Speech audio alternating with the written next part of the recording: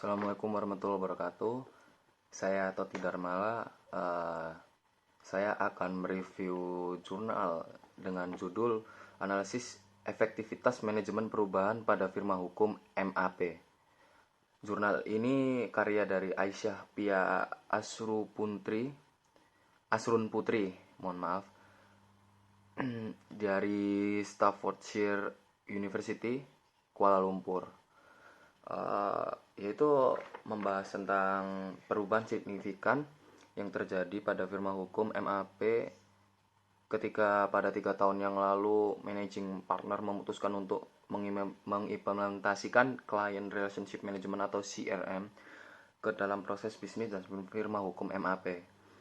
CRM itu sendiri adalah sebuah sistem yang integrasi yang digunakan untuk merencanakan, menjadwalkan, dan mengendalikan aktivitas-aktivitas pra-penjualan dan pasca penjualan dalam sebuah organisasi. CRM juga berfungsi sebagai suatu upaya dalam menyediakan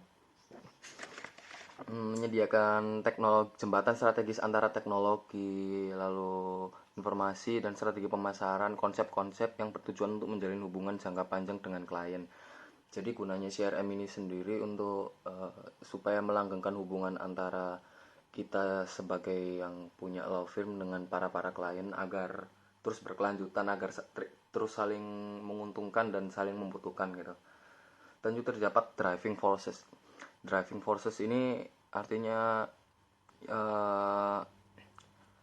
maksud driving forces yang pertama adalah membantu para advokat dalam mengidentifikasi dan menganalisa bagaimana firma berinteraksi dengan klien dan membangun serta menjaga hubungan profesional dengan klien. Yang kedua yaitu membantu firma dalam menyediakan pandangan luas mengenai interaksi dengan klien, membantu firma dalam tracking telepon calls serta mengidentifikasi kalender appointment serta event. Yang ketiga adalah membantu firma mengintegrasikan database firma dari waktu ke waktu dari segi billing system, human resource system, serta dokumen management system.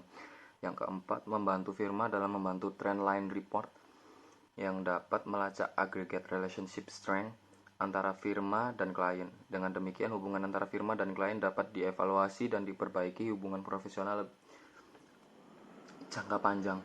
Tentu guna CRM ini tuh balik lagi seperti yang saya katakan tadi itu, yaitu hubungan antara kita si punya usaha law firm ini dengan para klien agar senantiasa langgeng hubungan kita dengan para klien.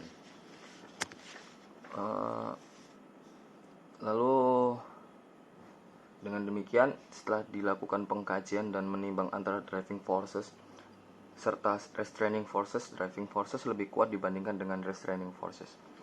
Oleh karena itu, firma hukum MAP setuju dalam mengimplementasikan CRM ke dalam proses bisnisnya dengan harapan dapat meningkatkan hubungan profesional dengan klien serta meningkatkan profitabilitasnya.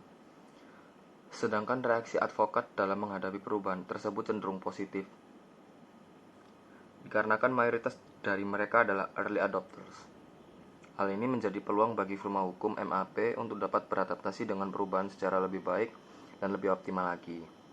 Managing partner selaku pimpinan di dalam firma berperan dalam memfasilitasi perubahan dengan cara menginvestasikan waktu dan dana untuk para advokat agar dapat mengikuti personalized training, sehingga kompetensi dan pengetahuan mereka dapat meningkat secara pesat. Motivasi juga tidak lupa diberikan agar para advokat lebih semangat lagi dalam menjalankan pekerjaan mereka. Dengan adanya perubahan ini tentunya mendorong firma untuk menjadi lebih baik. Hal ini dikarenakan firma dinilai cukup responsif terhadap dinamika jasa pelayanan hukum. Jadi di sekelas firma pun kita juga harus mengikuti dinamika yang atau perubahan-perubahan yang ada. Kita nggak boleh terus stuck di situ aja. Adanya CRM, adanya restraining fortress ini tuh demi mengembangkan era firma hukum yang lebih modern lagi, dan dia itu lebih mengedepankan problematika dari klien. Setelah dilakukan evaluasi terhadap driving restraining forces, maka yang menjadi faktor kesuksesan firma hukum MAP dalam menghadapi perubahan adalah: 1. Mengembangkan bisnis goal yang relevan dengan perubahan yang ingin dicapai. Yang kedua, mengintegrasikan bisnis dengan operasi teknologi informasi. Yang ketiga, meningkatkan peran managing partner dalam memfasilitasi perubahan. Yang keempat, menggunakan konsultan yang profesional dan terpercaya. Sekian review jurnal dari saya. Wassalamualaikum warahmatullahi wabarakatuh.